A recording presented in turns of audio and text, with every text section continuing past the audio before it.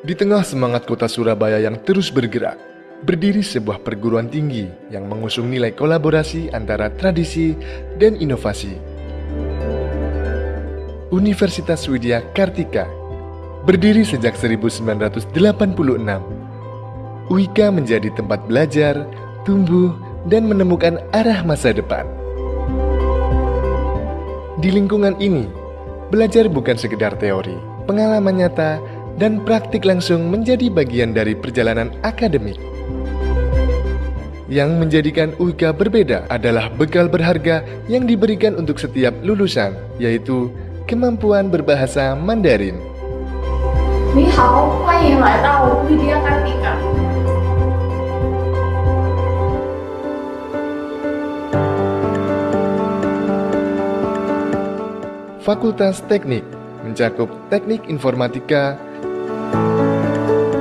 elektro, sipil, dan arsitektur. Setiap program dirancang untuk menjawab tantangan teknologi masa kini. Di Fakultas Ekonomi, pemahaman mendalam tentang manajemen dan akuntansi dikembangkan melalui pendekatan yang aplikatif.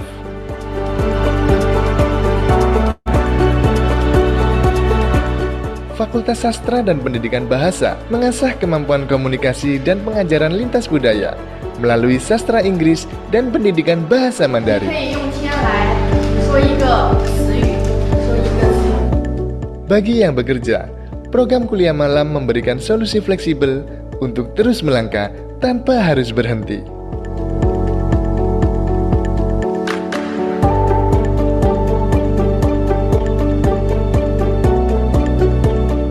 Lebih dari sekedar tempat belajar, UIKA menjadi ruang untuk membangun karakter, mengasah potensi, dan menumbuhkan rasa saling peduli.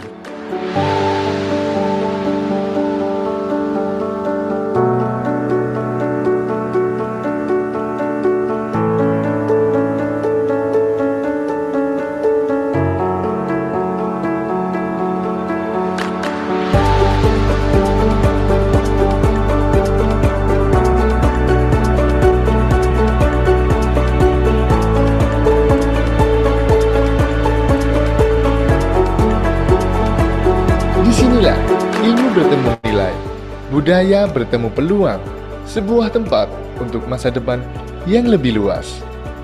Universitas Widya Kartika, humanis, inovatif, kreatif.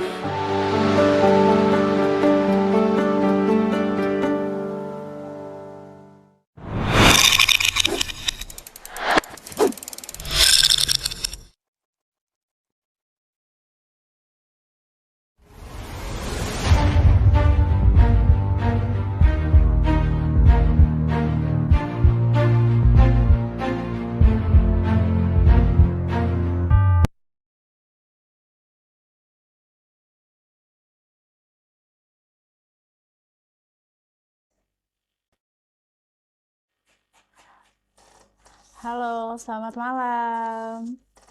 Selamat datang di Koridor Ide New Generation Universitas Widya Kartika. Oke, halo Sobat Wika, selamat malam semuanya. Gimana nih kabarnya malam hari ini? Semoga dalam keadaan yang sehat, bahagia, dan penuh semangat nih buat ngikutin acara Koridor Ide pada malam hari ini. Nah, sebelumnya karena kita belum perkenalan ya, kita perkenalan dulu. Perkenalkan, nama saya Reza Novita, saya perwakilan dari kemahasiswaan dari Universitas Widya Kartika yang akan memandu acara pada malam hari ini.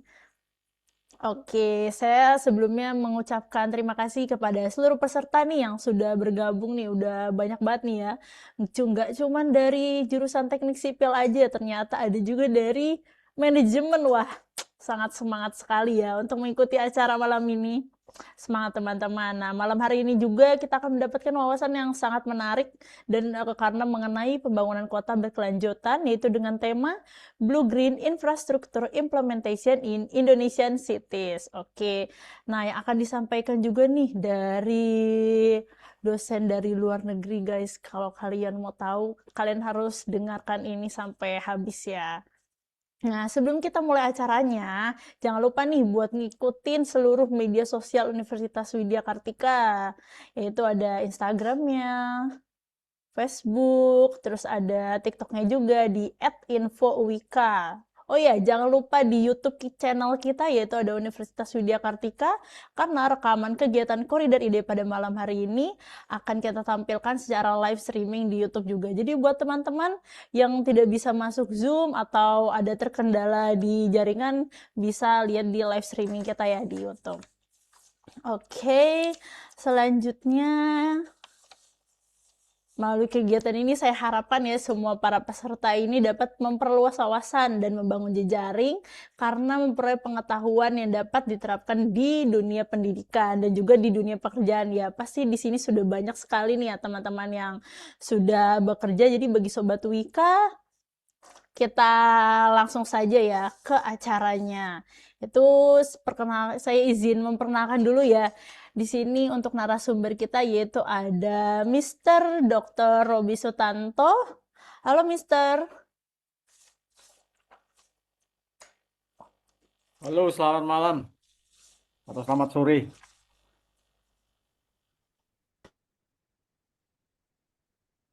Halo, selamat malam. Selamat malam, Pak. Malam, Pak. Halo, selamat malam Mister. Selamat malam, Bapak. Malam, Pak. Oke, Malam. malam ya. Ini Mister lagi di mana nih? Di Indonesia atau masih di UK? Di Surabaya.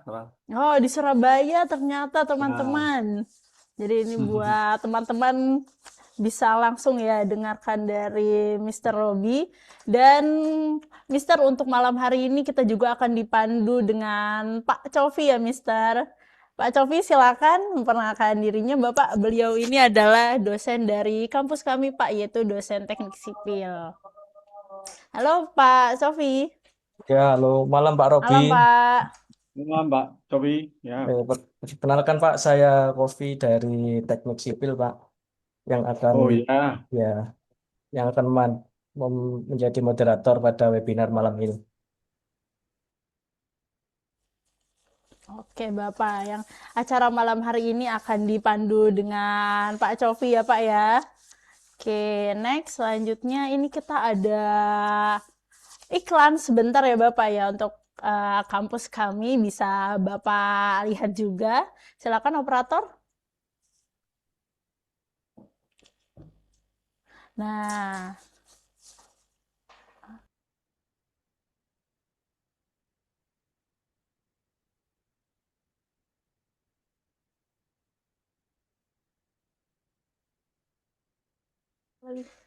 oke, Mister. Nah, di sini kita mau mempromosikan juga ya, Mister ya. Ini dari kampus kami Universitas Widya Kartika yang mana lagi buka booth nih, Mister, di Jatim Expo. Siapa tahu, Mister, ada waktu senggang, lagi bosen ngajar gitu kan. Bisa juga nih datang ke Jatim Expo untuk lihatnya booth Wika dan kami juga memiliki banyak potongan juga di sana gitu, Mister. Jadi siapa tahu ingin melihat ke sana dengan anak, istri, dan lain-lain. Oh iya, dan teman-teman juga silakan ya datang ke booth Wika yang hadir di Jatim Expo yaitu dari tanggal 3 kemarin sampai tanggal 7 Juni. Oke, bisa di next. Oke, baik. Biar kita tidak kemalaman ya, Sobat Wika, jadi kita bisa langsung saja untuk acara selanjutnya bisa dipandu langsung oleh moderator kita, yaitu dengan Bapak Cofi. Halo Bapak. Baik, Bu. Oke, untuk acara selanjutnya saya serahkan ke Pak Cofi. Silakan. Baik, terima kasih atas kesempatannya. Mohon izin, apakah suara saya terdengar dengan jelas? Jelas, Pak. Jelas. Terdengar, Baik, Pak. baik, Jelas, Pak, jelas.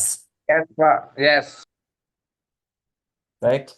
Langsung kita mulai saja. Pertama-tama yang kami hormati Rektor Universitas Widya Kartika, kemudian yang kami hormati Dekan Fakultas Teknik Universitas Widya Kartika, Ketua Program Studi Teknik Sipil dan Arsitektur Universitas Widya Kartika, dosen program teknik sipil dan arsitektur, serta tenaga kependidikan Universitas Widya Kartika. Selanjutnya, yang kami hormati Dr. Robi Sutanto BM MM PhD selaku narasumber yang telah hadir pada kegiatan hari ini, serta seluruh peserta yang kami banggakan. Bismillahirrahmanirrahim. Assalamualaikum warahmatullahi wabarakatuh. Selamat malam dan salam sejahtera bagi kita semua. Puji syukur kita panjatkan kepada Tuhan Yang Maha Esa karena atas rahmat dan karunia-Nya kita dapat berkumpul dalam keadaan sehat untuk mengikuti kegiatan webinar Koride Ide Batch 19 yang diselenggarakan oleh Universitas Widya Kartika. Sebelumnya mohon izin untuk memperkenalkan diri. Saya Muhammad Kofirnawan, selaku dosen teknik sipil yang akan bertugas sebagai moderator pada webinar malam hari ini. Kemudian, atas nama panitia, saya juga mengucapkan selamat datang dan terima kasih kepada narasumber Bapak Robi Sutanto beserta seluruh peserta yang telah meluangkan waktu untuk mengikuti kegiatan pada malam hari ini. Bapak, Ibu, dan rekan-rekan peserta yang saya hormati, tema yang akan kita bahas pada sesi kali ini adalah Blue Green Infrastructure Implementation in Indonesian Cities. Seperti yang telah kita ketahui sebelumnya, perkembangan wilayah perkotaan ini seringkali membawa persoalan serius, seperti banjir, berkurangnya ruang terbuka hijau, meningkatnya suhu lingkungan, penurunan kualitas air, serta kerusakan ekosistem. Kondisi ini menunjukkan bahwa pembangunan tidak hanya cukup mengandalkan infrastruktur berbasis beton ataupun drainase konvensional, sehingga kita membutuhkan pendekatan yang lebih adaptif, ekologis, dan berkelanjutan. Oleh sebab itu, konsep Blue Green Infrastructure hadir sebagai salah satu solusi strategis di mana unsur blue merujuk pada pengelolaan air, sementara unsur green merujuk pada ruang terbuka hijau. Apabila keduanya dirancang secara terpadu, tidak hanya berfungsi sebagai ruang hidup, tapi juga sebagai sistem alami yang mampu mengurangi risiko banjir, memperbaiki kualitas udara, menurunkan suhu kawasan, serta menjaga ekosistem. Oleh sebab itu, melalui diskusi ini kita diharapkan tidak hanya memahami definisi Blue Green Infrastructure, tapi juga mampu melihat pentingnya penerapan konsep tersebut dalam perencanaan kota, pengelolaan lingkungan, dan juga pembangunan berkelanjutan. Selanjutnya, sebelum kita mendengarkan paparan materi dari narasumber, saya akan menjelaskan secara singkat CV dari pemateri. Berikut adalah daftar riwayat hidup atau CV singkat dari pemateri. Narasumber kita pada malam hari ini adalah Dr. Robi Sutanto, BM MM PhD, PG Cert, FHEA. Beliau ini merupakan akademisi dan juga praktisi yang memiliki berbagai pengalaman dalam dunia konstruksi, khususnya pada bidang manajemen inovasi konstruksi. Adapun riwayat pendidikan dari narasumber malam hari ini adalah sebagai berikut. Beliau alumni dari Petra Christian University Indonesia. Kemudian beliau melanjutkan studi magister di ASEAN Institute of Technology di Thailand. Kemudian beliau melanjutkan S3 di University of Wolverhampton, UK. Adapun riwayat karir yang telah dicapai sebelumnya hingga saat ini, yang pertama adalah beliau merupakan dosen senior di bidang manajemen inovasi konstruksi di Loughborough University, tepatnya di UK. Kemudian saat ini beliau juga menjabat sebagai British Academy Global Innovation Fellow, khususnya di bidang manajemen inovasi yang berfokus pada ketahanan terhadap banjir dan ketahanan komunitas, khususnya pada penerapan solusi berbasis alam seperti Blue Green Infrastructure untuk mengurangi risiko banjir di kawasan perkotaan. Dan yang ketiga, beliau juga menjadi peneliti utama dan peneliti pendamping dalam berbagai proyek penelitian yang didanai oleh pemerintah seperti British Council, Newton Fund, British Academy, dan juga perusahaan swasta seperti Lloyds dan juga Hewlett Packard. Untuk aktivitas eksternal beliau, yang pertama adalah beliau ditunjuk sebagai profesor kelas dunia di Institut Teknologi 10 November, Surabaya, di Surabaya, Indonesia, yang didanai oleh Ristek Dikti pada tahun 2017 hingga 2018. Kemudian yang kedua, beliau juga menjabat sebagai visiting professor atau profesor tamu di Institut Teknologi Bandung dan Universitas Diponegoro pada tahun 2025-2026. Dan yang terakhir, beliau juga telah membimbing 15 mahasiswa doktor atau mahasiswa kandidat doktor serta sebagai penguji eksternal untuk 16 mahasiswa doktor dari berbagai universitas di dunia seperti Australia, Ghana, Malaysia, Afrika Selatan, dan juga Inggris.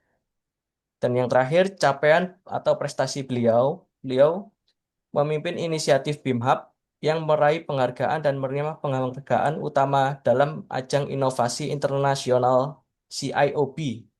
Dan yang terakhir, beliau juga memenangkan 4 penghargaan artikel jurnal terbaik di tingkat internasional. Seperti itu CV dari pemateri kita pada malam hari ini. Sebelum kita mendengarkan pemaparan, ada beberapa ketentuan yang harus dipenuhi oleh peserta. Yaitu yang pertama, peserta diharapkan mengikuti kegiatan ini hingga selesai. Yang kedua, peserta diharapkan on kamera selama kegiatan webinar berlangsung. Selama pemaparan materi, mohon mikrofon peserta dalam keadaan nonaktif. Kemudian yang keempat, pertanyaan dapat disampaikan pada sisi diskusi atau melalui kolom chat dengan mengaktifkan fitur raise hand terlebih dahulu. Dan yang terakhir, diharapkan seluruh peserta menjaga etika dan ketertiban selama kegiatan berlangsung. Baik Bapak Ibu, tanpa mengurangi rasa hormat dan untuk memanfaatkan waktu dengan baik, kepada Dr. Robi Sutanto, BM, MN, PhD, kami persilakan untuk menyampaikan materi. Kepada Bapak Robi Sutanto, waktu dan tempat kami persilahkan. Terima kasih, Mas Sofi. Ini saya coba share layar kami. Bisa dilihat ya? Bisa Pak, sudah terlihat. Ya, ya, ya, Ya, beres ya. Nah, ya, terima kasih atas perkenalannya juga atas kehadiran semua mahasiswa di UIK. Kami sebenarnya sudah dari bulan September itu di tahun lalu di Indonesia, karena sekarang sedang saya sedang fellowship ya. Dalam arti fellowship dulu dinamakan sabbatical leave ya, kalau akademisi di Amerika maupun Inggris itu namanya sabbatical leave. Tapi kalau dinamakan sabbatical leave, sepertinya kesannya kok di don't do much ya. Jadi sekarang dinamakan fellowship gitu.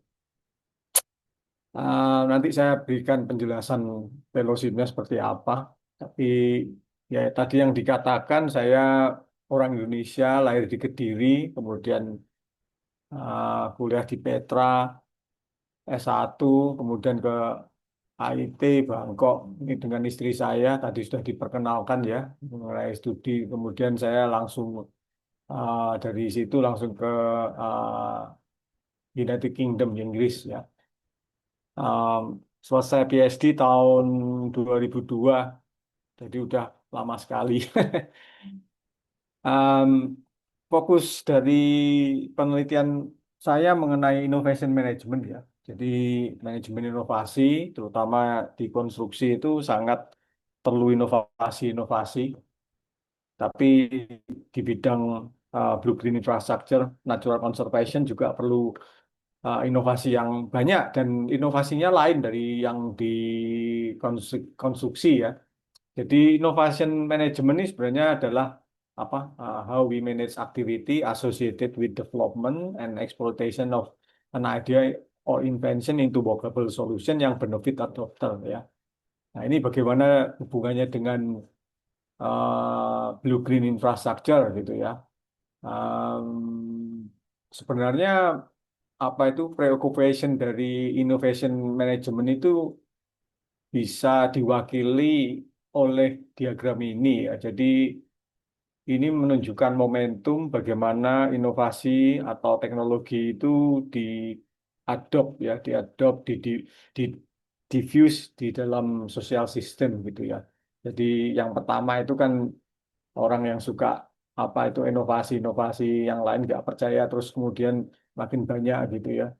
Ya, kenyataannya pada dasarnya dari early adopters terus ke early majority itu ada gap ya.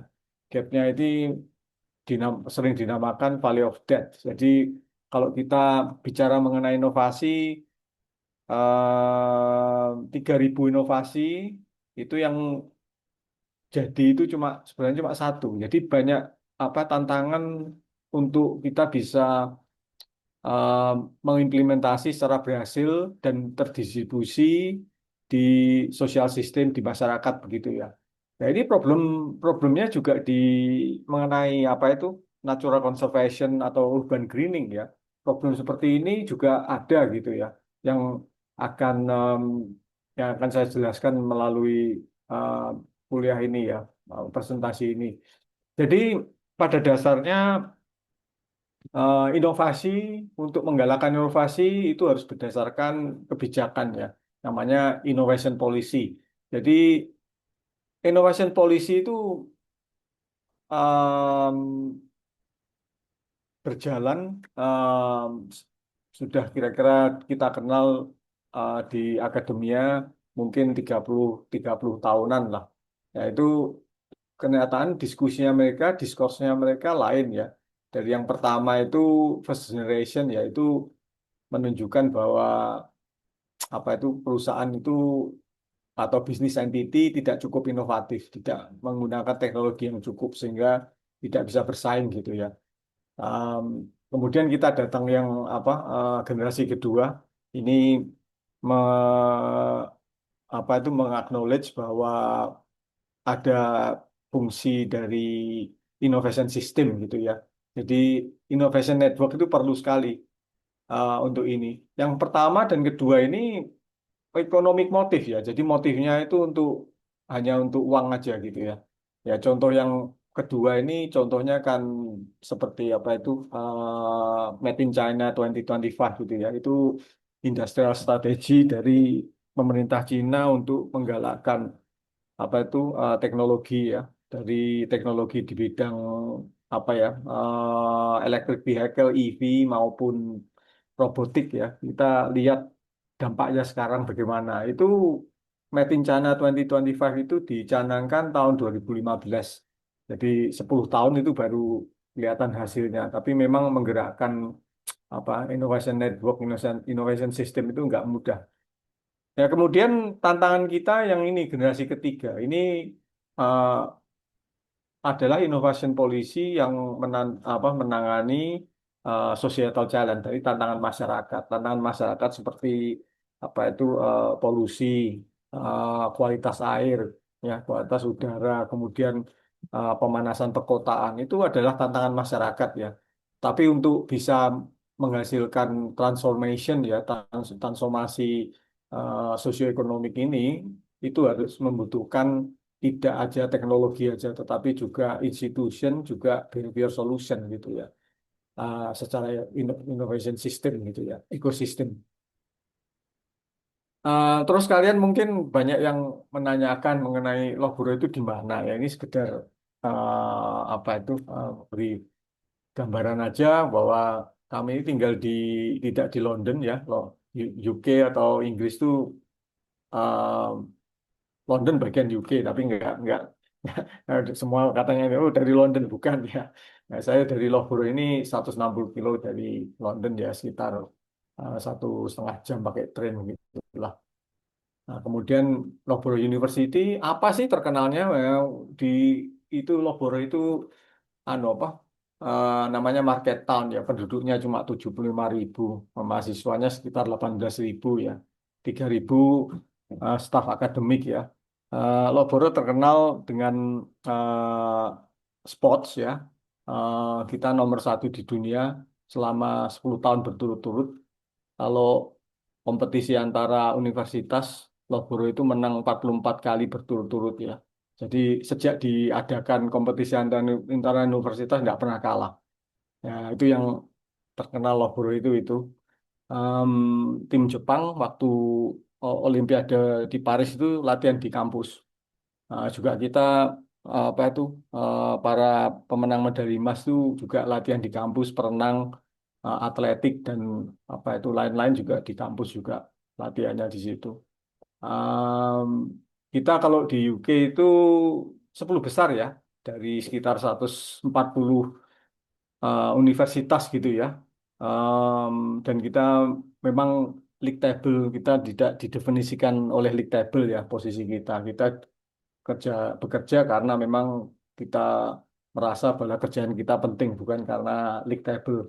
Tapi memang league table ya kenyataannya memang perlu juga supaya apa itu karena kan semua orang tahu dari university kan dari league table juga. Ya kita generally speaking top 10 lah juga di Sunday Times, Times tahun ini keluar dari 10 besar tapi masih dekat-dekat 10 gitulah.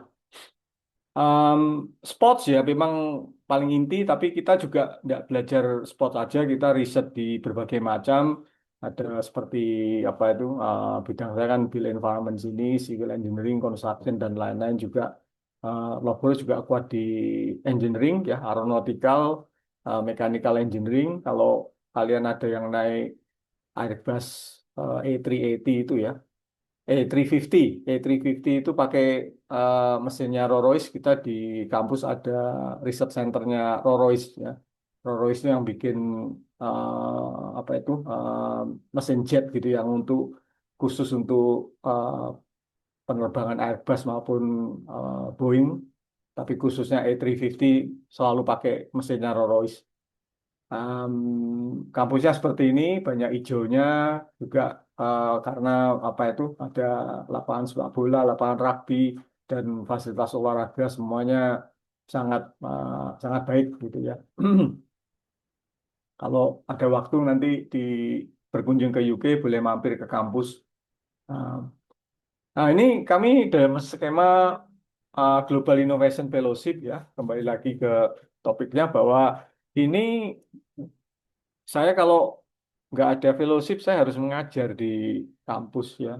Ya, saya ada tanggung jawab manajerial juga, administrasi juga seperti layaknya akademisi yang lain. Nah, ini skema ini adalah bagian ODA ya. ODA artinya Official Development Assistant. Jadi ini komitmen dari negara UK government untuk membantu negara lain gitu ya. Jadi kalau secara hukum 0,7% dari GDP. Kemudian kena COVID jadi 0,5%. Baru-baru ini kena Ukraine itu jadi 0,3%. Jadi makin dikurangi. Tetapi ya nggak apa-apa. Itu uang untuk penelitian memang nggak semua, hanya sebagian kecil aja. Ya, sebagian besar misalkan untuk memberi vaksin untuk pertolongan humanitarian seperti itu. Nah, kebetulan kami ini 1 dari 7 yang dapat untuk fellowship ini, ya semuanya kompetitif ya. Kalau di UK mengenai grant seperti ini mungkin kemungkinan dapat 2-5% aja. Nah, ini aplikasi yang ada rasanya sekitar 300-an ini. Ya cukup beruntung lah bisa lebih mendalami penelitian di Indonesia. Tujuan utamanya adalah membantu eh, pengembangan em, kebijakan yang memfasilitasi penyebaran infrastruktur biru hijau di Indonesia. Jadi kembali ya ini kebijakan polisi yang memfasilitasi diffusion ya, diffusion. Jadi ada link dengan bidang saya tadi itu. Nah, ini kami sudah bekerja di Semarang. Ini foto waktu focus group discussion di Semarang waktu itu akhir Januari. Ya, sampai sekarang masih di Semarang juga, kadang-kadang di Bandung. Nanti minggu depan ke Bandung. Ini diliput oleh media lokal ya, bisnis.com ya. Ya, mengenai penelitian di Semarang sebenarnya sudah lama. Saya peneliti utama dari principal investigator dari penelitian proyek namanya BUGIS ya, Blue Green Infrastructure in Semarang. Ini didanai oleh Newton Fund, under British Council juga dari Kementerian Ristek Diktir waktu itu. Ini udah lama sekali, udah 9 tahun lalu ini. Tapi dalam arti ada hal-hal tertentu yang kami berusaha tuh angkat untuk penelitian yang sekarang. Ya ini mungkin nggak asing lagi dari kalian, Semarang itu di mana. Tetapi yang saya mau tekankan bahwa kami ada 3 studi kasus, 3 tempat, 3 desa ini. Eh, yang sebelah utara itu dekat pantai yang mengalami rob gitu ya. Kemudian yang ini juga mengalami banjir karena kan tanahnya ini tanah aluvial, sedimentasi. Kalau kalau teorinya kalau di teknik sipil banyak konsolidasi, jadi makin menurun gitu ya. Yang ini di Gunung Pati yang di atas itu perbukitan, jadi nggak terlalu ada bahaya banjir dari rob. Nah ini memang memang nggak terlalu drastis ya, sebagian besar, sama ya cukup mengganggu ya. Jadi genangan-genangan air itu cukup mengganggu aktivitas dari masyarakat. Ah, Kemudian ini mengenai apa historically kita lihat bahwa 300 tahun tuh Semarang terbentuk ya dari sedimen, tanah sedimen ya. Kemudian pembangunan infrastruktur, urbanisasi, secara histori ya, secara sejarah juga sudah ada begitu. Terus ini yang sekarang ya. Jadi banyak daerah-daerah yang tidak hijau lagi. Dan mungkin permukaan tanahnya sudah impermeable, tidak apa kedap air gitu ya. Itu menimbulkan banyak masalah, masalah banjir, masalah pemanasan kota dan lain-lain. Uh, Sebenarnya banjir bukan cuma urbanisasi, tapi problem utamanya ya ini juga ada coastal, masalah coastal flooding. Ini kalau kita bandingkan antara global sea level rise sama penurunan tanah itu lihat ini 1 sampai 3 mm per tahun, sedangkan apa penurunan tanah itu 4 sampai 19 cm per tahun. Ini sangat sangat drastik gitu ya. Juga kita lihat akhir-akhir ini curah hujan kalau pas musim hujan itu kan hujannya sebentar tapi sangat intens gitu ya. Jadi airnya mau ditampung kemana kalau airnya curahnya sangat sangat lebat dalam waktu singkat itu. Jadi tanahnya juga kalau ada tanah yang bisa menyerap tidak belum sempat menyerap udah kebanjiran dulu. Nah ini lokasi daerah yang sangat rawan banjir di Semarang. Problem yang lain ini masalah tingkah laku ya. Jadi sampah ya, apa sampah solid waste. Nah ini banyak dibuang di sungai. Ya otomatis sungai ya bukan tempat buang sampah seharusnya. Kalau sampahnya semuanya buang di sungai akibatnya ya jadi sungainya tertutup ya jadi banjir gitu ya. Terus langkah-langkah apa yang dilakukan? Ini seperti normalisasi ya, normalisasi Kali Semarang, Sungai Semarang. Ya normalisasi itu sebenarnya seperti kanalisasi ya. Ya kanalisasi lain dari approach yang baru gitu. Ya ini normalisasi ini sangat efektif, memang sangat efektif. Jadi caranya namanya apa ya? Sudetan ya. Jadi kan kalau sungai secara natural ikut kontur tanah gitu. Tetapi dengan normalisasi kita berusaha untuk mempercepat pembuangan air supaya nggak banjir gitu ya. Nah, secara ironis ini yang di daerah pembuangan air yang di dekat laut di sini kenyataannya kalau pagi pasang naik level sea level rise-nya itu lebih tinggi dari tanah yang di sini. Jadi mesti pakai pompa gitu. eh, seperti ini mungkin hard infrastructure solution ya. Yang saya tadi katakan bahwa memang paling sangat efektif ya selama 14 tahun terakhir kalau kita lihat sampai tahun 2018, 2019 sering terjadi banjir gitu, 25 kali setahun. Jadi tiap 2 minggu ada banjir. Setelah ada ini, ada dibangun sistem drainase, eh, kenyataannya memang berkurang sekali, berkurang, cukup efektif. Ini dampak dari banjir, akhirnya masing-masing rumah juga meninggikan lantainya ya, sampai ada yang atapnya dekat kepala ya, atau mungkin sudah sampai nyentuh kepala gitu ya. Nah, karena di tanahnya di lantainya ditinggikan begitu. Eh, nah sekarang apa hubungannya dengan Surabaya? Ini kan kasus di Semarang ya. Surabaya memang lebih besar ya, tapi problem di Semarang sebenarnya mirip dengan di Surabaya. Ini kalau kita melihat peraturan ya, Undang-Undang Nomor 26 tahun 2007, RTH ruang terbuka hijau paling sedikit 30%. Ya, ternyataannya sangat rendah. Di Surabaya cuma 2,74%. Kalau kita tambahin dengan mangrove, hutan mangrove 2,17%, jumlahnya di bawah 5%. Jadi masih jauh dari target itu. Nah, bayangin ya, banyak sekali potensi. Kemudian terkait dengan penyediaan air, kesediaan air per tahun ini cuma 30 juta meter kubik. Kebutuhan air lebih dari 1 miliar. Jadi ada defisit air lebih dari 1 miliar meter kubik per tahun. Nggak tahu airnya dari mana gitu ya. Kalau segitu besar kok bisa defisit gitu. Nah, kemudian masalah risiko banjir, 28 dari 31 kecamatan di Surabaya itu berisiko tinggi terhadap bencana banjir. Ya, jadi kalau mungkin saya bisa nanya ini, kalau ada yang tinggal di Kecamatan Bulak,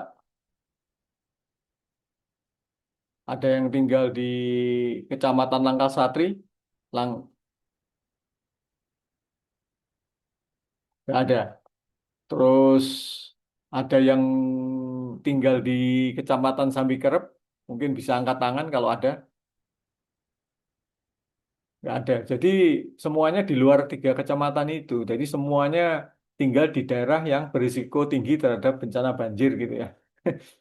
Em, Terus dari tingkat banyakan bencana itu kita kebanyakan air atau kekurangan air. Kalau melihat sebaliknya dari banjir itu ada kekurangan air, kekeringan. Ini sama juga trennya 27 dari 31 kecamatan berisiko tinggi ya untuk kekeringan. Em, Kemudian mengenai polusi udara, jadi sangat tertinggi ternyata. Tertinggi di kota besar di Indonesia. Ini data baru bulan lalu ini. Jadi tertinggi. Jadi kalau kita ngomong ngomong kualitas lingkungan hidup itu ada 3 indikator: kualitas lahan, kualitas air, kualitas udara. Nah, ini kenyataannya memang sangat berbahaya ya. Jadi memang perlu sekali ada pendekatan BGI itu. Terus kita juga ada gerakan nasional untuk mengembangkan ini, untuk lebih menggalakkan RTH, namanya RTHB gitu ya. Jadi sesuai peraturan harus 30%. Ya, ini mulai Februari, jadi ini dibuka oleh Menteri Koordinator Bidang Infrastruktur dan Pembangunan Wilayah. Jadi memang sudah ada economic drive, policy drive untuk mengembangkan RTH yang lebih luas gitu. Mungkin ada juga yang menanyakan BGI itu apa sih sebenarnya? Kalau definisi secara resmi itu adalah jaringan ruang terbuka, ruang hijau dan fitur air alami yang untuk memberikan manfaat lingkungan, ekonomi dan sosial. Kemudian juga ini mengenai banjir-banjir itu ya ini pengelolaan banjir secara alami ya yang mengintegrasikan pengelolaan air hidrologi dengan ekologi. Jadi infrastruktur hijau itu. Nah, secara praktek nanti kita lihat selanjutnya ya. Em, Terus kemudian ini baru-baru ini banyak apa terminologi nature based solution ya, solusi berbasis alam. Jadi kalau BGI itu juga termasuk nature based solution, cuma BGI lebih banyak aplikasinya di perkotaan gitu ya. Perkotaan dan untuk menangani tantangan masyarakat ya. Jadi yang penting itu. Jadi pertama kita harus berbasis ke problemnya apa dulu, tantangannya apa dulu. Nah, setelah tantangannya jelas, kita bisa mendesain, merencanakan suatu solusi berbasis alam. Kemudian dari situ kita bisa monitoring hasilnya seperti apa. Jadi perencanaannya memang secara apa holistik dan sistematik gitu. Em, Kemudian contoh-contoh banyak sekali ya sebenarnya. Contohnya ini lubang biopori, ini di Semarang ya. Cara pembuatannya di Bandung juga ada. Ternyataannya ya memang sudah lumayan banyak, tapi cuma 12% dari kecamatan ya yang ada yang sudah implementasi biopori. Terus sumur resapan ini, eh, rainwater harvesting tank, ya, danau buatan kolam retensi seperti ini juga termasuk BGI. Juga mangrove ya, itu termasuk BGI juga. Em, Terus ini contoh lagi taman kota. Taman kota ini Taman Indonesia Kaya di Semarang sudah jadi bagus dipelihara banyak pengunjungnya. Ya, yang ini ada seperti apa itu tempat untuk pertunjukan seni, tempat orang beraktivitas anak-anak muda. Ini sangat bermanfaat ya. Mungkin apa itu pemeliharaannya juga baik ya. Terus ini Banjir Kanal Barat ya.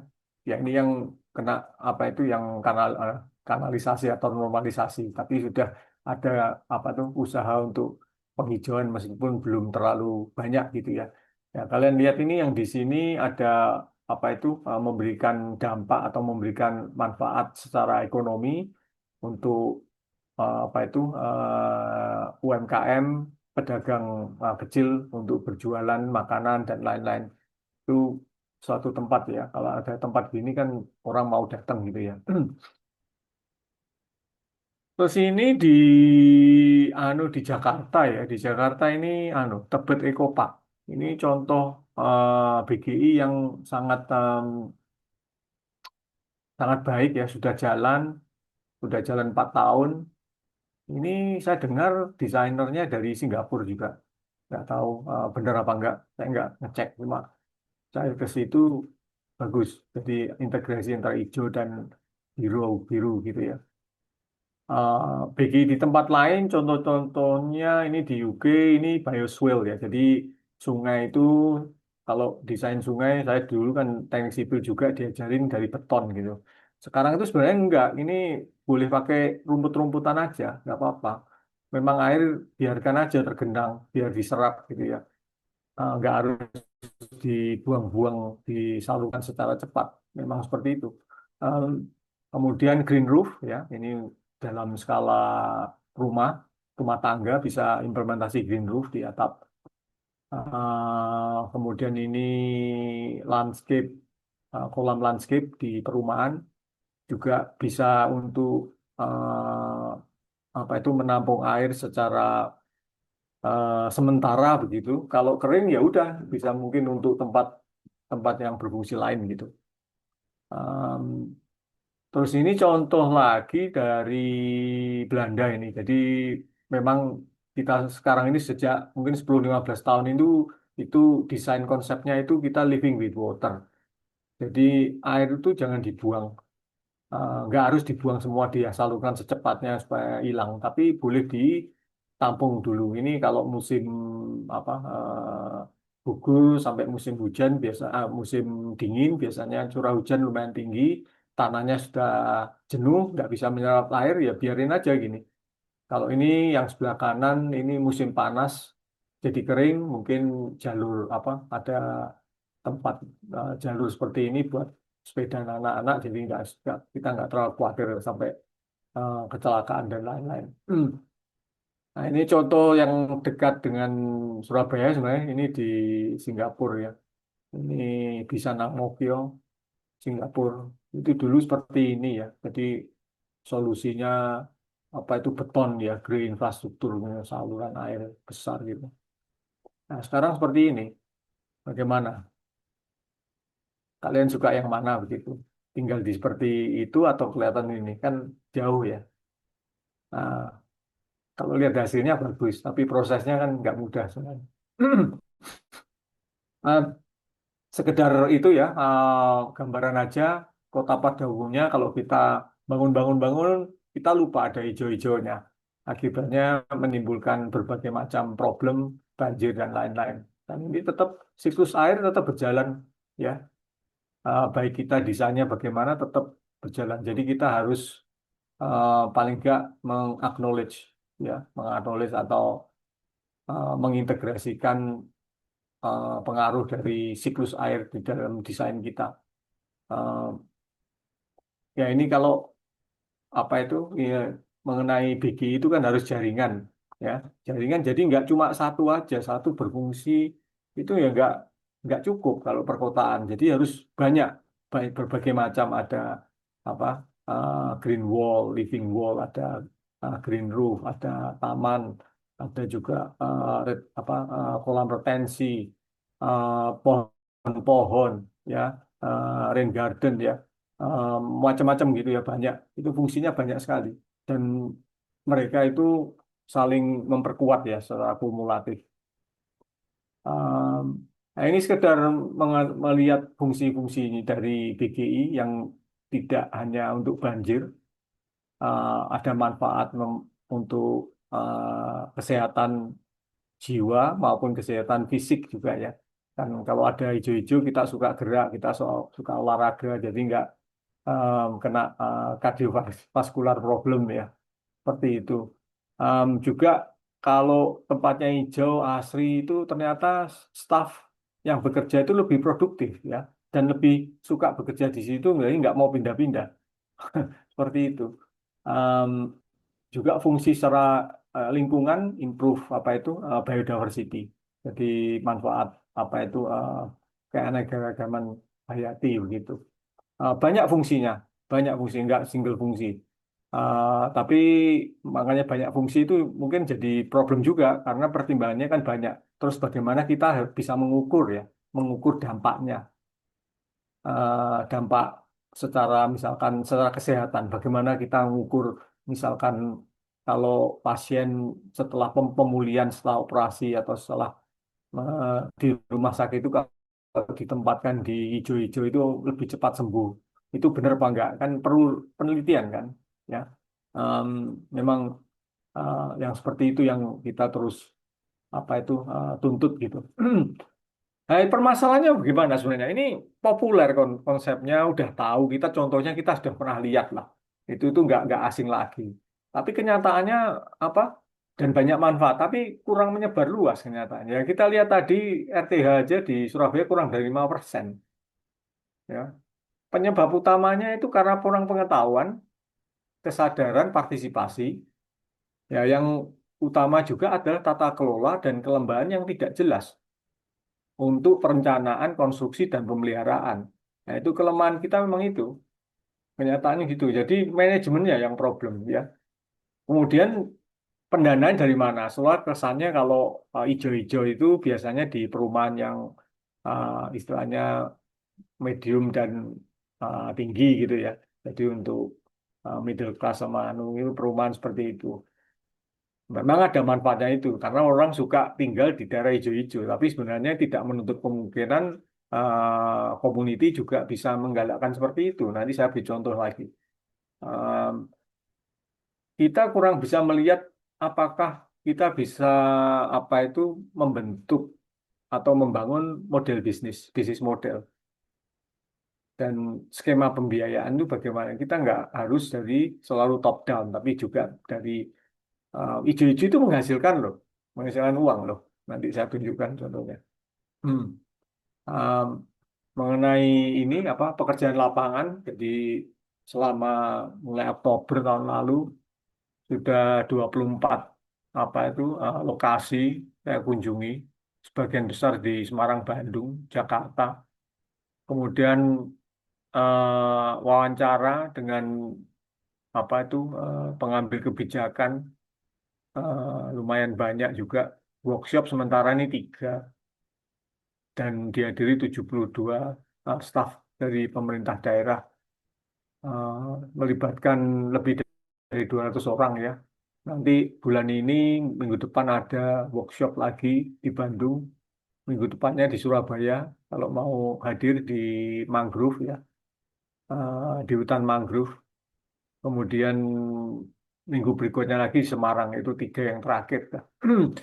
Em, nah ini salah satu beberapa lokasi yang saya kunjungi, ini di Bandung ya, di bantaran sungai, Cipamokolan namanya. Ini saya kunjungi bulan Juli tahun 2024 ya. Waktu itu baru mulai dibangun gitu ya. Masih pohonnya masih belum terlalu lebat gitu ya. Em, Kemudian dibangun dengan masyarakat ini, masyarakat sekitar situ. Terus anak-anak sekolah SC, SMP, SMP 51, SD 69 juga ikut terlibat tanam menanam ya. Jadi ada manfaat secara edukasi ya. Terus ini saya kunjungi tahun tahun lalu sih Oktober ya, Oktober ya sudah hijau semua, sudah ini buah nangka sudah mulai bisa dipetik ya. Ini ada untuk tempat untuk sharing buah dan sayur organik gitu ya.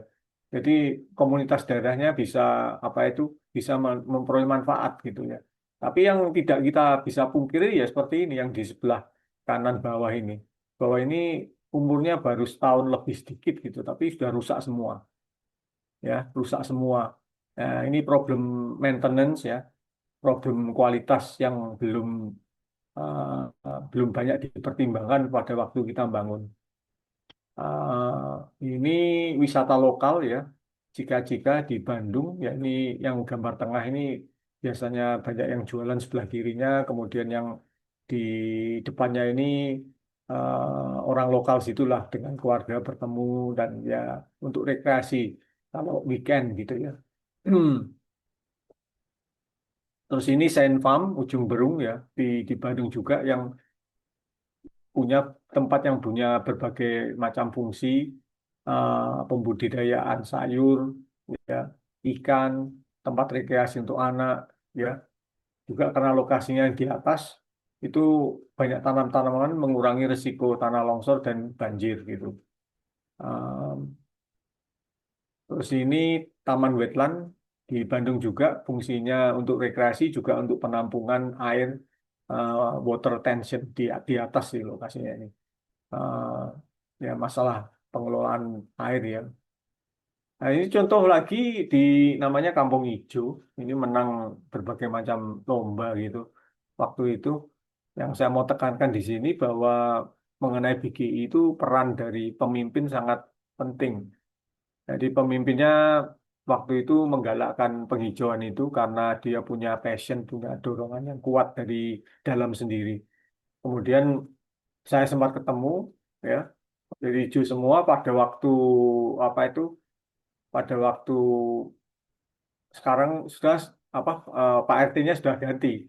Nah, karena Pak RT-nya ganti, mungkin vibe-nya itu lain gitu ya, mungkin agak kurang gitu ya. Jadi kesannya seperti itu.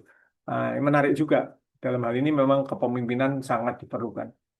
Em, Ya ini petani muda. Nah, anak muda juga bisa jadi petani sekarang. Tapi mereka nggak mau nyangkul, ya, nggak mau nyangkul. Mereka pakai hidroponik ini sistemnya. Yang ini yang saya temui. Beliau mulai tahun 2019 sebelum COVID itu jualan selada. Yang problem marketingnya nggak problem, permintaannya banyak dan nggak pernah kurang permintaan. Yang problem adalah produksinya. Jadi masalah pencahayaan sinar matahari mungkin kalau harinya nggak terlalu banyak hari-hari yang hujan dan lain-lain nggak akan hasilnya nggak terlalu bagus atau nutrien di airnya juga nggak bagus gitu ya pengaruh hasilnya. Ini omsetnya beliau ngomong 120 juta per bulan.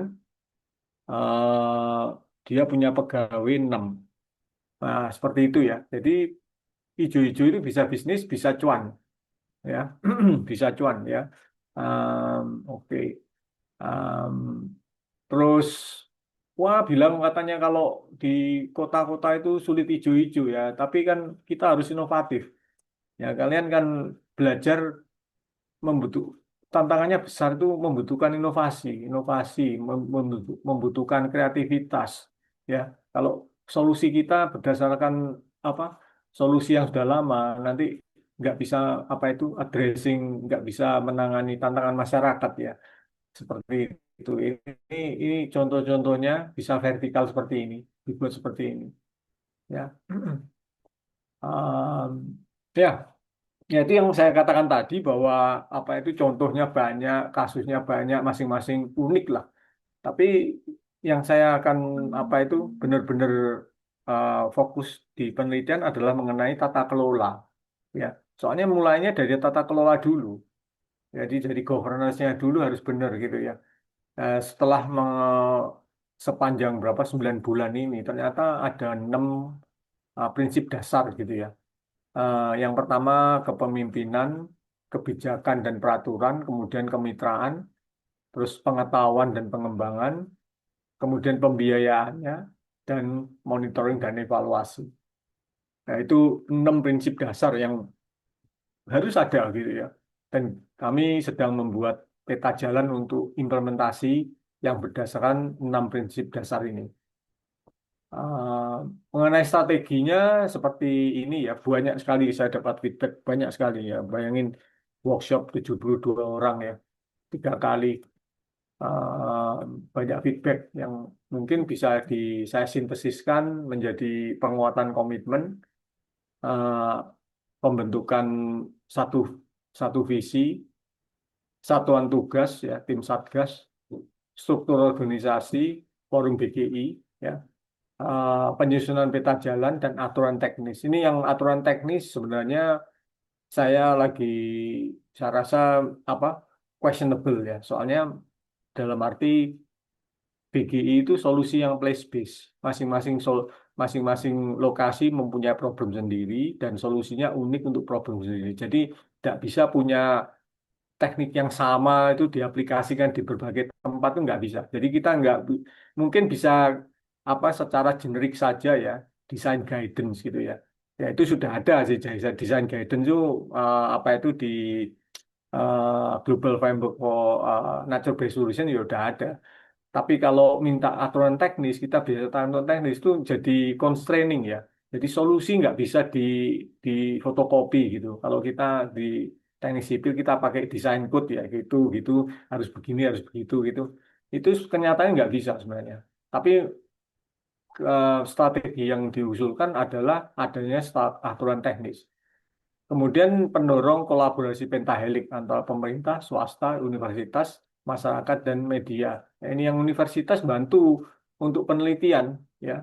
Kemudian membangun pilot project. Jadi yang kalau kita bisa demonstrasi bahwa BG itu bermanfaat, ya, ada bukti-buktinya, akan kita bisa mempromosikan lebih luas lagi ya.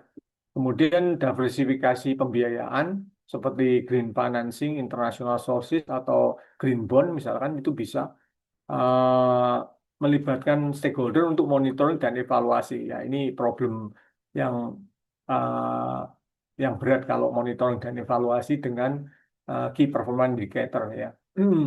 Jadi punya measure ya for success. Saya akan ngomong masalah 3 tantangan ya. Pertama itu pengelolaan adaptif ya untuk penerapan BGI. Jadi siklusnya tetap planning, design, implement, maintenance, kemudian monitoring dan evaluasi. Nah, kenyataan memang yang lemah itu nomor 4 dan nomor 5 itu. Jadi kita itu pinter kalau di planning ya, kita perencanaan, desain juga bagus, kemudian konstruksinya bagus. Tapi mari ngono nggih apa? Diapakno di perawatannya bagaimana? Lah, masalahnya kan ya semua infrastruktur, semua bangunan atau infrastruktur yang kita bangun itu memang membutuhkan perawatan ya. Tapi khususnya dengan BGI itu kan tanaman, itu kan barang hidup ya. Dan barang hidup kan nggak bisa kita atur. Kita bisa maunya begini. Tapi makanya kita perlu monitoring makanya ya. Jadi ada kasus-kasus apa BGI ternyata itu semua eksperimen. Makanya namanya pengelolaan adaptif. Ya. Jadi bagaimana problemnya pertama, bagaimana kita bisa menutup siklus ini yang sekarang ini kenyataannya tidak jalan ya. Kenyataannya tidak jalan. Kemudian masalah komunikasi ya perlu ya. Kalau kita ngomong dua macam ya, jadi top down policy untuk community resilient itu, ya itu complicated karena memang banyak aturan seperti itu ya. Tapi kenyataannya pada dasarnya juga ada bottom up community action. Bottom up community action itu lebih informal, adaptif, emergent ya, tergantung apa yang ada di situ, juga ada leadership di situ. Nah, kenyataannya ini masih belum itu kayaknya ya, belum align ya, belum sinkron. Uh, jadi mesti ada seperti boundary organization, jadi oknum orang tertentu ya, orang tertentu atau pemimpin dari masyarakat yang menjembatani komunikasi antara top down policy dan bottom up action. Jadi memang dua-dua itu harus ada, nggak bisa satu saja itu nggak bisa. Terus mengenai tantangan ketiga ini banyak aturan ya kita kayak misalkan biopori. Nah ini biopori dari Dinas Lingkungan Hidup juga ada biopori, ada proyek biopori, terus dari Dinas Pekerjaan Umum juga ada mengenai biopori juga. Jadi aturannya banyak gitu. Tapi kadang-kadang ya yang penting itu sinkronnya di mana itu ya. Itu menjadi tantangan. Soalnya problemnya BGI itu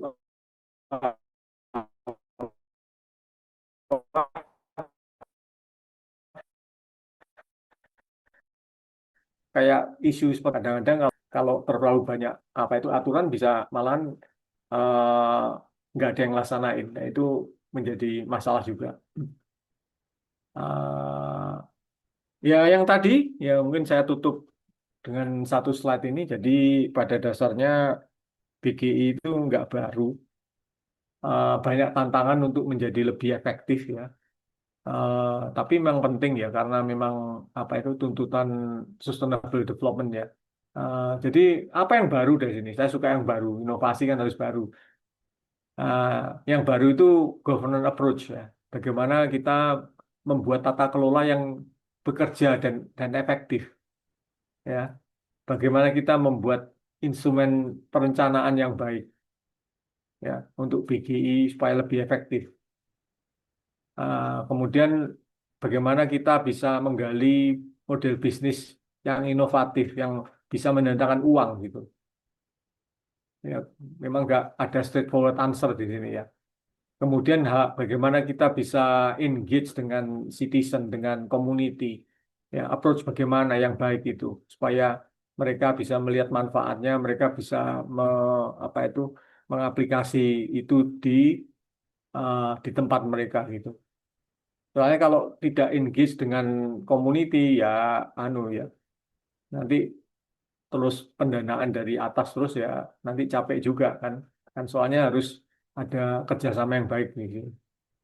Eh, Planning dan asset management jadi shifting ya paradigm shift from green infrastructure to blue green infrastructure ya jadi kalian kalau belajar teknik sipil em, ilmu beton dan lain-lain penting cuma dampak ke lingkungan juga harus diperhatikan bagaimana kita bisa me- apa integrasi ya jadi hybrid antara green infrastructure dengan blue green infrastructure.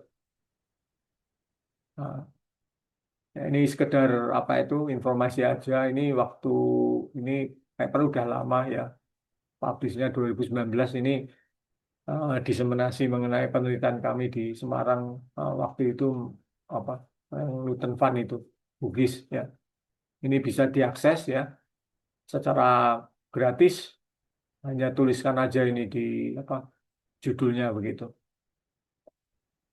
Nah, mungkin begitu dulu eh, paparan saya. Maaf.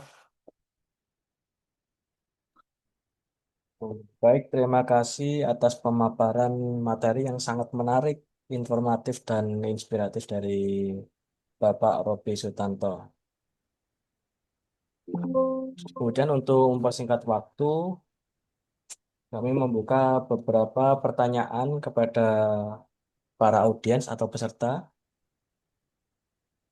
Untuk pertanyaan yang kami buka, 3 penanya terlebih dahulu. Silakan Bapak Ibu bisa raise hand terlebih dahulu atau menulis di kolom komentar.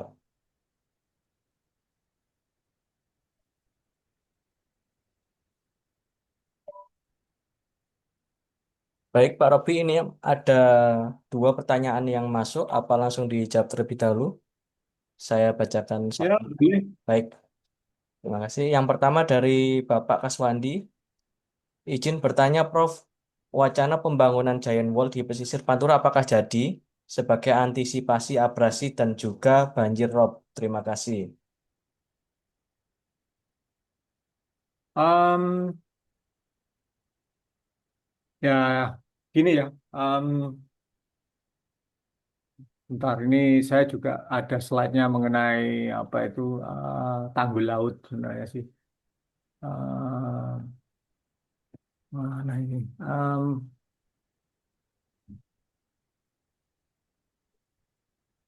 Jadi kalau di Semarang juga ada tanggul laut ya. Di Semarang juga punya tanggul laut. Em, itu daerah sekitar apa itu daerah sekitar mangrove, hutan mangrove itu ya. Em, mungkin saya bisa share yang coba.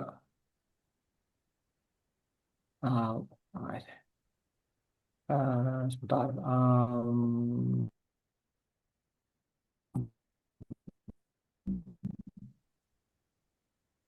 Ini juga. Em, ya problemnya di hubungannya dengan itu ya, dengan mangrove itu sendiri. Jadi memang kayak itu ya, IPCC katanya kita targetnya kita tidak boleh lebih dari 1,5 derajat Celcius. Kalau lebih dari situ, thresholdnya situ yang kenyataannya tahun lalu sudah tercapai, itu akan menimbulkan katastrofik apa disaster gitu katanya. Jadi kesimpulannya begini bahwa apa yang sudah kita lakukan itu kita nggak bisa dihapus lagi nggak bisa ya. Yang kita yang kita bisa lakukan itu adalah untuk memperbaiki trajektori kita. Ya kenyataannya memang daerah-daerah tertentu udah apa itu udah apa mengalami settlement yang sampai di bawah air laut dan lain-lain itu ya terjadi kita nggak bisa apa-apa. Udah memang udah terjadi seperti itu. Mungkin yang kita harus pikirkan kalau kita membangun seperti tanggul laut dan lain-lain itu efeknya terhadap biodiversity, efeknya terhadap lingkungan itu bagaimana? Apakah bisa kita kombinasi gitu ya misalkan? Selalu seperti itu. Kalau kita ngomong BGI sendiri bekerja itu nggak mungkin karena apa yang sudah terjadi itu ya karena apa masalah apa jumlah populasi yang besar dan lain-lain kan menimbulkan tekanan-tekanan terhadap lingkungan kan memang. Dan memang seperti contohnya tadi seperti kebutuhan air aja kan banyak apa defisitnya besar sekali kan. Ya itu kenyataan itu kan sulit memang kan dengan skala itu nggak bisa lah. Problemnya itu banyak apa suatu aksi-aksi itu yang hanya prioritasnya untuk short term gitu ya. Kayak tadi misalkan kanalisasi, mungkin ada alternatif lain lebih lebih apa sustainable dari kanalisasi misalkan seperti itu. Tapi kenyataannya efektif, ya efektif. Ya menangani banjir, iya menangani banjir. Tapi longer term-nya bagaimana? Ya, apa ada manfaat-manfaat lain? Apakah kita cuma ber apa berkutat aja dengan apa yang kita tahu ya cara solusi seperti itu aja. Nah, kenyataannya memang apa trennya itu sekarang berubah. trennya berubah. Sekarang sudah ada AI, ya, ada artificial intelligence. Nah, kita cari BGI, definisinya BGI udah jalan semua ada di itu buat apa? Tapi fungsi apa? Kita sebagai akademisi maupun kaum intelektual yang di universitas adalah menciptakan secara kreatif solusi-solusi inovatif gitu ya. Ya seperti itu ya, ya seperti itulah. Apa menjawab pertanyaannya ya? Yaitu kalau apa itu pendapat saya seperti itu ya mengenai apa itu seawall. Seawall memang nggak bisa nggak ada, memang harus ada karena memang udah itu ya. Baik, gimana Bapak? Bagaimana Pak Kaswandi? Apakah sudah terjawab pertanyaannya? Sudah, Pak. Terima kasih atas pemaparan dan penjelasannya dari Profesor. Baik, terima kasih Pak. Selanjutnya ini ada pertanyaan yang kedua dari Bapak Wawan D. Yang pertama, untuk daerah yang sudah terlanjur dibangun dengan RTH yang kecil, apakah masih bisa untuk diterapkan Blue Green Infrastructure? Kemudian yang kedua, bagaimana cara untuk menganalisis prioritas pemilihan Blue Green Infrastructure yang tepat di sebuah lokasi? Nah, itu ya kita melihat dari contoh-contoh studi kasus. Kalau mengenai daerah yang sudah padat ya seperti penggunaan apa misalkan green roof itu ya bisa. Kemudian yang contoh yang pakai apa itu urban farming yang vertikal itu juga bisa. Jadi memang ada solusi-solusi tertentu. Cuma masalahnya itu bukan tidak ada solusi. Masalahnya itu orangnya, apakah orangnya itu punya passion untuk ngerawat ya. Kalau kita ngomong masalah menanam-menanam itu sebenarnya itu. Kalau ada itu ada gitu loh. Cuma ya itu, apakah kita cukup kreatif, kita punya passion, apakah kita mau repot gitu ya. Nah, kalau apa itu tanam menanam itu katanya kita nanam apa bisa seledri itu bisa, apa-apa itu bisa. Tapi wah effortnya banyak, harus melihara lagi. Kalau nggak tumbuh nanti ya mikir caranya piye, iso apa tumbuh dengan baik gitu ya. Kenyataannya kita beli di pasar cuma 6.000, ya mudah beli aja, ya nggak usah. Kan gitu kan. Ceritanya kan gitu kalau kita apa urban farming itu kan problemnya seperti itu. Tapi ya itu yang tadi yang saya katakan bahwa ada manfaat lain, ada manfaat secara apa kesehatan, secara mental misalkan kalau kita suka tanam menanam itu bagus loh secara apa itu secara mental itu bagus. Juga kan kalau udah mulai tua seperti saya kan suka harus juga banyak bergerak gitu ya. Itu kalau bertanam-tanam itu kan jongkok dan lain-lain itu bagus untuk itu, bagus untuk sirkulasi, bagus untuk kesehatan gitu. Apa pertanyaan yang kedua apa tadi? Lupa saya. Muted. Pertanyaan yang kedua dari Pak Wawan, bagaimana cara untuk menganalisis prioritas pemilihan infrastruktur biru yang tepat di suatu lokasi? Ya, kalau itu kami juga mengadakan waktu itu tahun berapa ya? Sudah lama sih, 8 tahun lalu waktu di Semarang juga workshop masalah itu ya, prioritas eh, apa penggunaan contoh-contoh BGI ya. Kalau di daerah utara itu kan tanahnya udah rendah, kemudian air tanahnya juga tinggi, jadi solusi biopori itu nggak bisa jalan ya. Kenyataan kalau di daerah situ mungkin harus sistem pakai rainwater harvesting. Nah, kemudian kalau yang di daerah selatan itu daerah hilly ya, daerah berbukit-bukit itu mungkin solusi-solusi tertentu yang pertama harus bisa mencegah tanah longsor, bisa apa bisa menampung air. Itu kalau satu pohon yang lumayan kecil aja ya modest aja bisa menampung air secara teori itu sampai 500 sampai 600 liter air ya. Jadi bayangin kalau pohon ditebang itu airnya langsung turun semua. Nah, kenyataannya pada pada kenyataannya banyak yang alih lahan ya, alih lahan sehingga alih guna lahan jadi banyak yang dirubah dari tanah pertanian jadi perumahan yang kurang apa itu mungkin kurang memperhatikan itu ya memperhatikan eh, pengelolaan air ya. Kan pada dasarnya kita kalau bangun rumah sebenarnya kan konsepnya harus apa zero deltagi ya. Jadi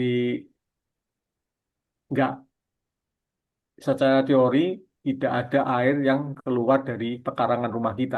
Jadi air yang kita apa itu pakai atau hasilkan tuh harus sebenarnya harus dikonsumsi atau harus eh, dikelola dalam eh, apa lahan kita sendiri. Nah, itu tantangan yang lumayan hebat juga kan kan kita kalau kita sudah pakai ada grey water namanya grey water malah ada yang black water nanti ke septic tank seperti itu tapi ya memang ada solusi sih mulai dicoba itu di Tebet Eco Park itu coba pengelolaan apa pengelolaan grey water juga di Thailand itu saya lihat pengelolaan pakai tanam penanam ya yang di perumahan apa itu komunitas juga sih yang apa itu yang untuk low income community juga ada, tapi mereka lagi mencoba sistemnya kok nggak terlalu jalan terlalu baik ya, karena tingginya kadar E. coli. Ya, ya seperti itu kan kita butuh mungkin laboratorium atau ahli ekologi ya yang membantu kita untuk eh, monitoring dan evaluasi itu efek dampaknya dari BGI gitu. Ya mungkin itu dulu yang bisa saya jawab ya. Memang nggak bisa seragam ya. Solusinya seperti itu. Tadi tergantung konteks ya. Baik, terima kasih. Untuk Bapak Wawan, apakah pertanyaannya sudah mewakili jawaban dari Bapak Robi? Baik, terima kasih cukup, Pak. Baik, terima kasih Pak Wawan. Mungkin ini ada pertanyaan ketiga Pak Robi dari Pak Adi Sukoco yang sudah resign. Monggo Pak Adi bisa menyampaikan pertanyaannya. Oke, terima kasih waktunya, Pak. Kedengeran, Pak? Jelas? Terdengar Pak? Terima Terima kasih, Pak. Perkenalkan, saya Hadi dari Teknik Sipil, Pak.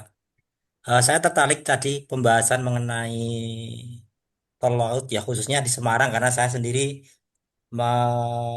apa, merasakan efeknya, Pak. Saya tiap hari lewat jalan itu, Pak. Eh, dari paparan tadi kan Bapak menerangkan mana yang paling dominan memperparah banjir Semarang saat ini, Pak? Yang paling dominan itu subsidence atau urbanisasi atau perubahan iklim atau tata ruangnya sendiri, Pak. Dan bagaimana, kombinasi. Pak. Hmm.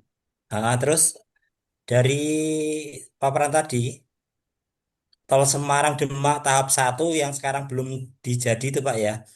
Menurut Bapak sendiri ini tepat dikategorikan sebagai pencegahan banjir atau pengendalian banjir atau cuma pengalian banjir, Pak? Dan apa keterbatasannya? Itu aja sih, Pak. Terima kasih, Pak. Maaf, yang apa yang pertama apa? Satu-satu dulu.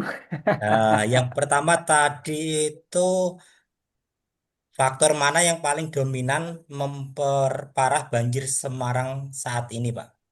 Antara Ya, betul. subsiden atau urbanisasi atau perubahan iklim atau tata ruangnya sendiri, Pak? Dan Betul ya. bagaimana Jadi, prioritas intervensinya, Pak? Yang kedua nah itu tadi itu tol laut yang bentar tadi ya. itu, Pak. Satu dulu ya. Saya jawab Nah, dulu ya yang tadi. ya, Nah, ya, itu tergantung lokasi kan. Ya, ya, tergantung yang lokasi. Kan begini ya, ya, kalau yang di sebelah utara kan rob ya dominan. Apalagi musim hujan ya. Jadi air dari atas juga turun ke utara, yang lainnya juga begitu ya. Jadi tergantung lokasi. Tapi yang terjadi di Semarang itu bukan cuma rob, tapi juga namanya eh, fluvial ya. Fluvial fluvial itu kan sungai, banjir dari sungai juga banjir yang permukaan ya, namanya fluvial. Dari yang dari permukaan itu karena permukaan yang impermeable. Nah, karena permukaan impermeable menyebabkan itu. Nah, kalau solusinya tergantung lokasinya di mana kan. Nah, lokasinya di mana lah. Kalau misalkan di utara tanahnya sudah turun, tanahnya sudah saturated, uh, apakah selalu pertanyaan kan kalau kita di apa di banjirnya dicegah dengan tanggul laut itu. Nah, sekarang apakah tidak lebih baik kalau komunitinya masyarakat tinggal di situ yang pindah aja. Jadi selalu ada relocation issue selalu ada. Kan contohnya kan nanti kan pertimbangan yang biaya. Soalnya kan membangun tanggul laut kan nggak murah ya. Jadi apakah itu layak untuk dilindungi ataukah dibiarkan aja banjir gitu ya. Seperti itu. Nah, kenyataan memang banyak yang udah pindah ke atas. Kalau dengan pertumbuhan ekonomi dan apa pekerjaan yang baik, banyak komuniti yang malah di daerah selatan, yang nggak mau yang di daerah utara. Yang di daerah utara mungkin yang sudah lama tinggal di situ, sudah menjadi anggota dari komunitas itu, sudah pensiun dan lain-lain masih tinggal di situ, nggak mau dipindah gitu ya. Tapi kalau yang anak-anak mudanya semua ya di di di di selatan gitu ya. Jadi relatif solusinya tergantung lokasi, tergantung problemnya apa. Ya kita kalau kita mau apa itu rekomendasi solusi harus melihat lokasi itu sendiri, harus lihat data ya. Problemnya datanya sendiri kita nggak tahu carinya di mana, apakah datanya ada, siapa yang menyimpan datanya itu kita kadang-kadang nggak tahu. Ya, oke. Yang kedua apa Pak? Tadi yang kedua itu tol Semarang Demak yang tahap 1 yang sampai sekarang belum selesai itu loh Pak. Menurut Kenapa? Bapak itu lebih dikategorikan sebagai pencegah banjir atau pengendalian banjir atau cuma pengalian banjir aja Pak? Wah, itu sulit dikatakan ya. Saya nggak punya data mengenai itu sebenarnya. Jadi mungkin pas aja lah. Iya, soalnya walaupun sekarang ada peninggian jalan, ada tol laut, kayaknya rob yang di jalur Genuk ke Demak itu nggak pernah surut, hampir tiap hari itu terjadi rob tuh Pak ya. Ya, ya, ya, ya itu juga sulit lagi ya itu kalau ya itu seperti apakah Iya, pakai bola itu memang yang terbaik ya. Ya ya itu kan. soalnya di daerah situ kan daerah Genuk ke Demak itu kan banyak pabrik-pabrik yang udah ditutup juga kan Pak. Karena ya mungkin karena rob itu sendiri, cuma banyak juga warga yang udah kegusur juga, cuma ya antisipasinya sampai sekarang juga ya karena saya tiap hari ngelewati itu jadi ngerasa gitu Pak. Ya itu ya. Memang kalau kita ngomong BGI sama Green Infrastructure itu selalu ada istilahnya tension ya, selalu ada tarik menarik gitu ya antara itu. Solusi mana yang tepat? Dan sekarang memang trennya udah diintegrasikan sih. Jadi kalau hybrid sekarang itu seperti kayak tanggul laut yang saya cuma nggak tahu detailnya, saya cuma baca-baca aja di koran apa itu katanya tanggul laut yang akan dibangun di pantai utara Jawa itu akan diintegrasikan dengan nature based solution gitu seperti itu. Ya mungkin kombinasi yang tepat ya. Saya rasa ya mengurangi dampak dan memberikan manfaat yang lain gitu ya. Karena kan kalau cuma betonan aja fungsinya cuma satu dan relatifly lebih mudah meskipun nggak murah ya misalkan gitu ya. Hmm.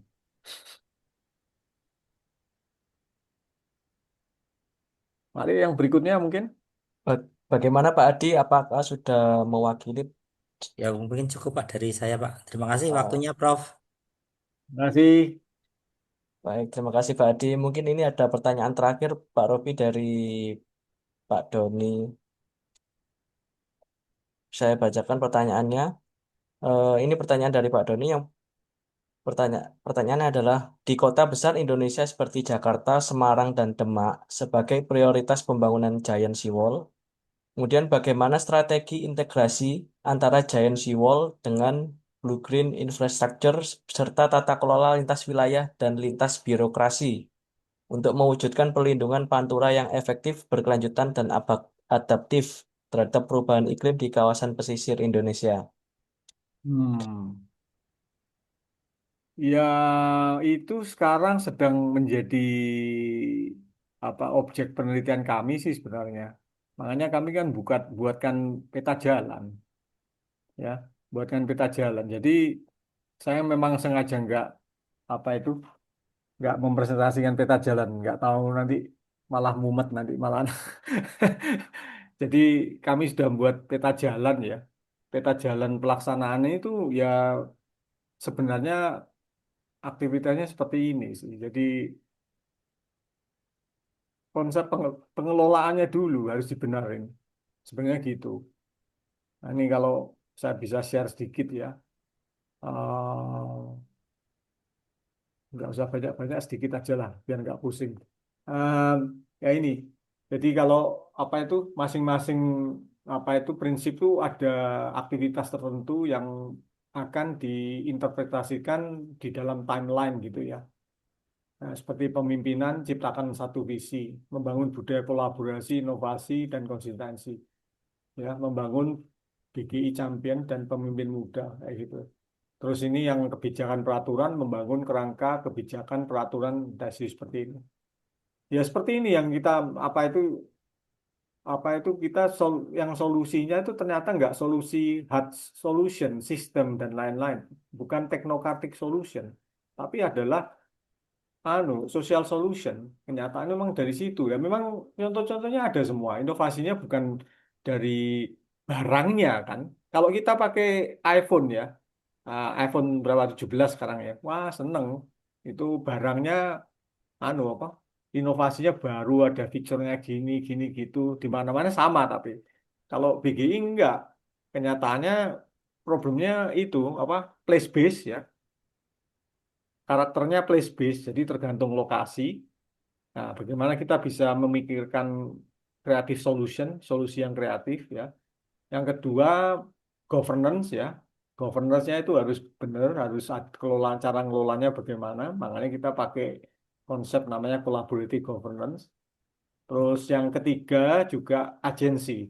Jadi agensi kalau di sosial saya ini ada kayak dua kubu, kalau peninjauan secara agensi ataupun struktur. Jadi kalau agensi tergantung individual, kalau struktur individual bekerja sesuai dengan norma yang ada. Ya kenyataannya kalau di BGI itu agensinya itu dominan. Agensi jadi orang itu yang pemimpin, itu yang dominan. Pemimpin harus terus harus terus mempromosikan BGI, harus ngomongi terus tanam-tanaman ini bagus, mengurangi polusi terus gitu kan, nggak boleh capek. Kalau capek ya udah, yang follower yang bukan pemimpin hilang semua gitu loh. Jadi seperti itu. Memang karakternya seperti itu. Kalau kita mau adopsi BGI mau sukses harus seperti itu. Dan statusnya lebih fleksibel ya. Kalau hard infrastructure beton itu kan hard ya, infleksibel, formal. Kalau ini informal, jadi butuh orang banyak, butuh maintenance juga banyak, yang barangnya yang dikelola itu barang hidup. Jangan lupa barang hidup yang nggak bisa kita atur. Oh, tahun depan pasti gini nggak bisa, harus tumbuh dulu baru kita tahu dampaknya. Kan begitu. Ya, anyway, sudah waktunya hampir habis ya. Saya bisa ngomong sampai pagi nanti, Pak. Oh, baik, baik, terima kasih. Untuk Bapak Doni, apakah pertanyaannya sudah terjawab dengan baik? Oke, sudah cukup. Terima kasih, Pak. Baik, terima kasih Pak Doni. Mungkin ini kalau dilanjutkan mungkin seperti Pak Robi sampaikan bisa sampai pagi nih Pak. Benar. Jadi, jadi mungkin kita batasi aja Pak ya pertanyaannya sampai 4 pertemuan. Jadi ini ada pertanyaan yang mungkin belum terjawab bisa dibahas kita di luar forum koridor ide ini Pak ya. Mhm. Mungkin Bapak Ibu pertanyaannya yang belum terjawab nanti saya simpan. Nanti saya coba bantu teruskan ke Pak Robi Sutanto di di akhir sesi.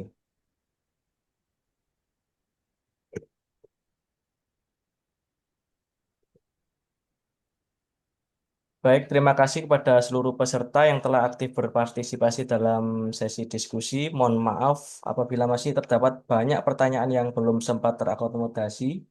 karena keterbatasan waktu dari pelaksanaan webinar ini. Untuk narasumber, panitia, setelah seluruh peserta webinar yang kami hormati, tidak terasa kita telah sampai di penghujung kegiatan webinar pada malam hari ini. Sebelum menutup sesi ini, izinkan saya menyampaikan beberapa poin penting ataupun closing statement yang dapat kita ambil dari materi hari ini. Yang pertama, pemahaman bahwa Blue Green Infrastructure bukan hanya sekedar konsep perencanaan kota, melainkan merupakan pendekatan strategis untuk menjawab tantangan nyata seperti banjir, krisis air, penurunan kualitas lingkungan, urban heat island, dan juga perubahan iklim. Kemudian yang kedua, infrastruktur hijau atau Blue Green Infrastructure mengajarkan kita bahwa pembangunan tidak harus selalu berjarak dari alam. Sungai, danau, ruang terbuka hijau, taman kota, koridor ekologis, hutan kota, biopori, hingga sistem drainase berkelanjutan dapat menjadi bagian penting dari solusi perkotaan yang lebih adaptif dan juga berkelanjutan. Yang ketiga, gagasan ini tidak akan bermakna apabila berhenti pada tataran wacana. Tantangan terbesar setelah webinar ini adalah bagaimana pengetahuan yang kita peroleh dapat diterjemahkan menjadi kebijakan, desain, program, dan juga aksi nyata. Serta dibutuhkan kolaborasi antara pemerintah, akademisi, perencana, sektor swasta, dan juga masyarakat agar Blue Green Infrastructure ini benar-benar dapat diimplementasikan secara efektif. Berikut closing statement dari saya, Kak. Kami harap webinar ini menjadi ruang awal atau wadah awal dalam memperkuat komitmen bersama demi mewujudkan atau membangun kota dan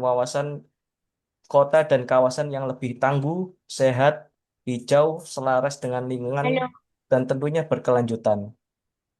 Akhir kata, kami mengucapkan terima kasih kepada narasumber atas ilmu dan wawasan yang telah dibagikan, serta kepada panitia atas kerja kerasnya, dan juga kepada seluruh peserta atas partisipasi aktifnya. Semoga ilmu yang telah disampaikan dapat memberikan wawasan, pencerahan, dan manfaat, serta dapat diterapkan dalam dunia kerja maupun kegiatan akademik lainnya. Hadirin yang saya hormati, dengan berakhirnya sesi materi dan diskusi pada malam hari ini, berakhir pula rangkaian kegiatan dari webinar ini.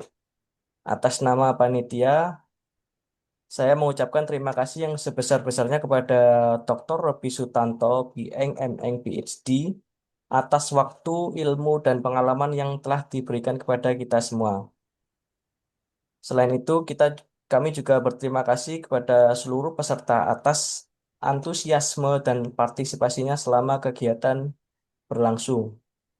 Apabila terdapat kekurangan selama saya memandu acara, saya mohon maaf sebesar-besarnya.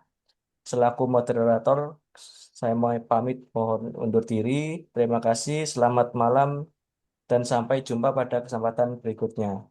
Terima kasih. Untuk selanjutnya, saya kembalikan lagi ke pembawa acara. Terima kasih dan selamat malam, Mas Kopi. Terima kasih. Malam, Pak. Saya kembalikan lagi ke MC. Boleh.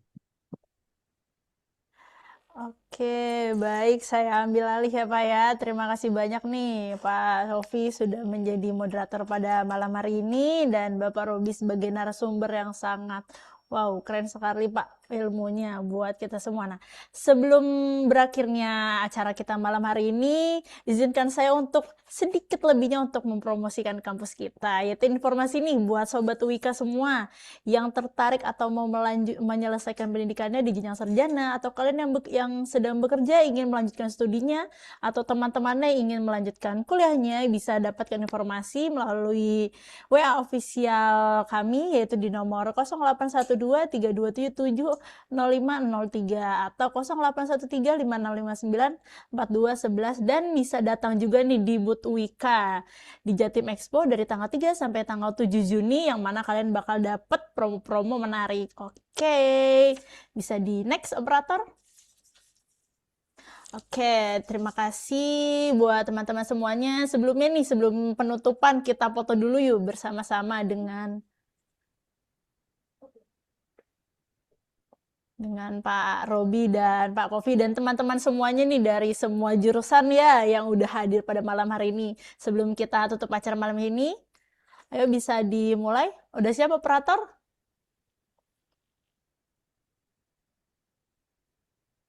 Ya, jangan lupa ya teman-teman untuk open cam nih. Wih, masih banyak nih yang belum open cam.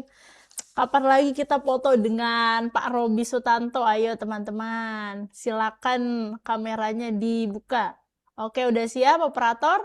Oke, slide pertama. 1, 2, 3 gaya. Oke, next. 1, 2, 3. Oke, lagi. 1, 2, 3. Oke, gimana operator udah? Oke, sudah teman-teman. Terima kasih ya semuanya. Terima kasih juga kepada Dr. Robi Sutanto atas materinya yang sangat inspiratif dan wawasan yang telah dibagikan kepada kita semua. Dan terima kasih juga kepada Bapak Muhammad Kofi Irnawan yang telah memandu jalannya sesi diskusi pada malam hari ini. Dan untuk bentuk apresiasi dari kami yaitu ini ada kami berikan sertifikat untuk Dr. Robi Sutanto. Oke, bisa dipoto lagi sekali lagi operator.